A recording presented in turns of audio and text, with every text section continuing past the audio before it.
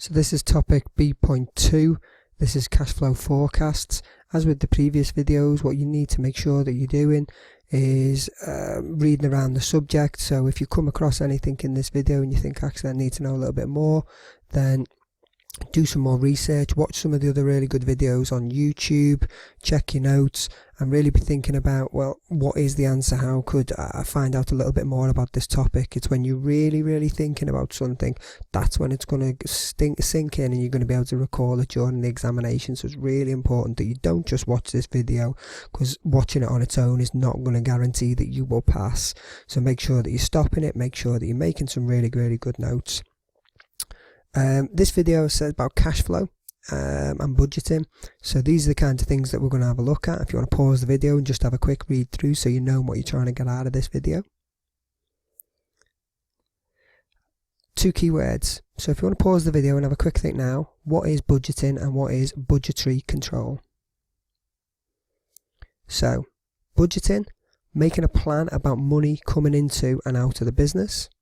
Budgetary control is monitoring those plans against targets to make sure that you achieve your objectives. So key terminology difference between the two: budgeting, making the plans; budgetary control, making sure that you're watching those plans and seeing whether your business is successful against them.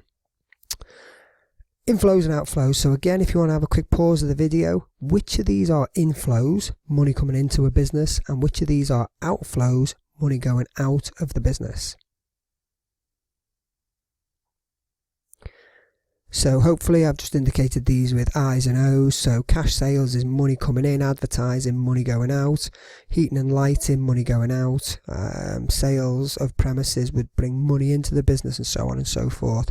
Inflows and outflows is pretty important for the examination. You do need to know the difference and what are the likely inflows, money coming into the business, and what are the likely outflows. It's an easy question for them to ask in the exam, so make sure that you do know the difference between your inflows and outflows. This is a cash flow forecast, and around the outside of the cash flow forecast in these blue boxes here, it tells you how to work out the calculations that you'll need to. People are often daunted by cash flow forecast just because of all the numbers on the page, but it isn't something that you should be overly worried about. If you just have a look on the left hand side, this is probably the most important thing that I've written down on this slide. So inflows, money coming into the business, minus the money going out of the business, equals your net cash flow. So if you imagine I gave you £10, or your parents give you £10 pocket money, and you choose to spend £5 of it, then your net cash flow for this week will be £5. If you already had £10 in the bank, your opening balance, then you'd end the week with £15.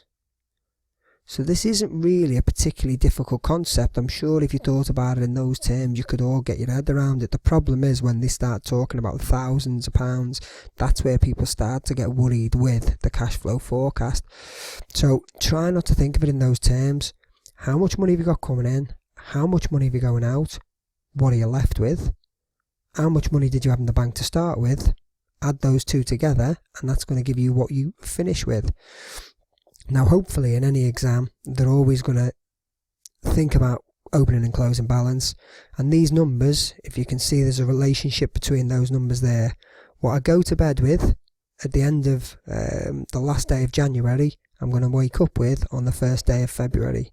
Equally, what I go to bed with on the last day of February, I will wake up with on the first day of March. Same again for March. What I go to bed with on the last day of March, I'm going to wake up with on the first day of February. Quite often in an exam, what they'll do is they'll miss out one of these. If they do, if you've got a minus 500 there, and that's the blank one, no calculation needed, just put the number in. Sorry about that. So just put the number in. So always look out for those. They can often be pretty easy ways to make up marks in the exam.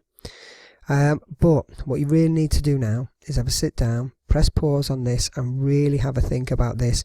Work out how these numbers are calculated. How did we get to total receipts? How did we get to total payments? If that was blank, what would you need to do here to work that number out. So really have a think about how these figures are calculated. One final thing to think about is what I have seen in exams before is that they move the opening balance line and they put it at the top. Okay, doesn't change anything, the equation's still the same. Money coming in minus money going out equals net cash flow, what you're left with, plus the opening balance might be at the top here, and that will equal the closing balance. So really think about that equation. Have a pause and really just think about how these numbers are worked out. I've got a cash flow forecast for you here, and I've got 1, 2, 3, 4 blank numbers. So cash flow forecasts, you always move from the left to the right, and you always move from the top of the column to the bottom of the column. Okay, so first of all, net cash flow, if you want to try and work that out. Next, try and work out your closing balance figure. Then next, try and work out the payments figure. Now this is slightly more complicated, this figure here. Okay, because you have to realise that inflows minus outflows equals net cash flow. So you have to be able to manipulate that formula to work this out.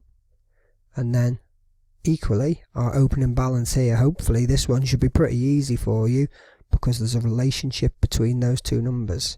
So once you've worked out one of them, say you couldn't work that out in the exam, if you've got this one, it's the same, exactly the same number there. Okay, so get a quick pause and see if you can work out these 4 numbers. So these are the numbers that we've got. Hopefully you were able to work these out. Money coming in, money going out gives us our net cash flow, so £1,000. But we have minus 600 in the bank, so £1,000 add minus 600 equals 400, which is our closing balance.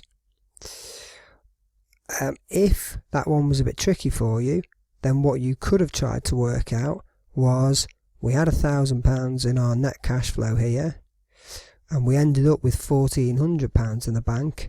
So the difference there was £400. So you might have been able to work that figure out and go backwards with it. Equally, if you were able to work that one out, you didn't even need to work that one out. You just put the figure straight across. This one here, we had sales receipts, money coming in of 1,000, but we ended up with 1,000. So how much money was going out? So we just needed to work that out. So 7,000 minus 1,000 would give us that figure. So again, press pause and really have a think about how these figures were worked out.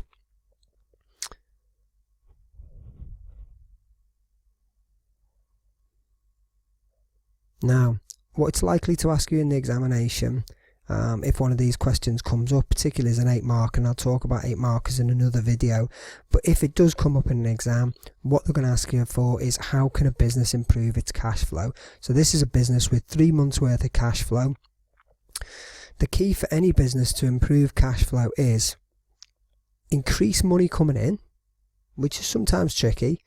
So if we have a look at our business here, so it's sales here, we've got 19,000, 12,850 and 29,400. But you could suggest that this business could look at something to do to improve its sales. Equally, it's got a sale of a van for £3,000. Are there any other things that it could sell? Any other assets that it's got which would maybe bring in some more money in January, February or March? The other way that a business, and a more likely way for a business to improve its cash flow, is think about decreasing its outflows. So if we think about this business here, it's got some quite big purchases. We don't know what they're for, but maybe we could make a suggestion that they could try and reduce those purchases. Always have a look at the wage figure. Is it too high? Could we try and reduce that? Then look for these one-off equipment payments or a big bill, maybe rent, or like in this case electricity. Could we reduce these? If we changed electricity supplier, would this bill become lower? In terms of equipment, do we really need to buy that? Could we buy some second-hand equipment? So all you're really looking for is ways to increase inflows or decrease outflows. And then if we've got a negative number in our closing balance, that's really what we're looking out for to show that there's a problem, and looking for this net cash flow figure. Do we have more money going out than we have coming in, as is the case here in February?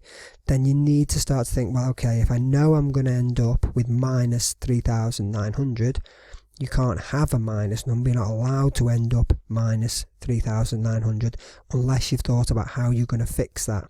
So remember, this cash flow is a prediction for the next 12 months. So how would you fix it if you know that February is going to be a problem? Overdraft is always going to be your number one suggestion, particularly if it's only going to last for 1 month, or if it's going to last for several months. You might want to think about getting yourself a bank loan in order to try and get the money needed to cover that. Because the moment that a business ends up with a minus number, there's a possibility it might not be able to trade. So if we just have a quick look here at some of the advantages of a cash flow, it allows us to spot that negative cash flow in advance. So it is a prediction of the future. It's a cash flow forecast. Where will you expect to be in 3, 6, 12 months time? So if you know there's going to be a problem, then it allows you to do something about it, whether that's an overdraft, a loan, increase in inflows, decrease in outflows. That's what you're trying to do with a cash flow forecast. Equally, it checks that you've got the money to pay in suppliers, employees and other bills. That's one of the big advantages of it. If you are an organisation and you haven't predicted or thought about how you're going to pay your bills, you're going to have your employees walk out if you're not paying them. You're going to have suppliers refusing to supply you. And if you don't get the products you need for your business, then you are not going to be able to carry on trading and your business will disappear. It will also allow you to identify irregular inflows. This is particularly relevant for examinations because it pops up quite a lot, where in an examination they'll talk about irregular inflows, so bits of money that just come in every now and again. So for example here, the sale of the van. So it might be that you can look at something like that and say, well, actually, is there a way that we can make it more regular? Obviously with the sale of a van, that's not necessarily going to work, but it might be a different example where maybe they are going to maybe once every couple of months they do a big event which brings some money in for the business. Maybe that's something they could do more regularly. And finally, banks or investors may want them. It's a big advantage for these if you're trying to get money from a bank, or the people who own the business, the investors in the business, they might want to see them in order to provide more money, or to make sure that the money they've already provided is being looked after wisely. Finally though, on cash flow forecast, it's a prediction. You might sell more or less. Your bills could be higher or lower than you thought. It's really, really important that if you're doing a cash flow forecast, you speak to the people who know. So if you're the owner of the business and you're not involved in the day-to-day sales of the business, don't predict what the sales will be unless you've spoken to the sales staff. If you've got a business that makes stuff and you want to know how much the raw materials are likely to be, unless you're involved in the production of those products, don't just make it up. Don't guess. Go and speak to the manufacturing team, speak to the people who make the products and say, what will be the raw materials for making our products? Where will we spend the money? Will it be January, February? It's only a good cash flow forecast if the prediction is close to accurate. Otherwise you'll be making decisions which won't be that useful. So if we look at what you needed to get out of this video, the difference between budgeting and budgetary control, thinking about the difference between inflows and outflows, understanding some of the advantages of a cash flow forecast, being able to add some numbers into a cash flow forecast, and also being able to look and see where there are problems with a cash flow forecast, and ideally, can you think of some solutions to solve those problems? This is one of the longer videos that I've done, and it requires a little bit of thought, so a bit more time, maybe watch it through again, see if you've got any problems with it, and as I say, go away, do a bit more research. If there's still problems, then come back in and have a chat with me or your other teacher. Okay, many thanks, and good luck with the rest of the cash flow forecast work you've got to do.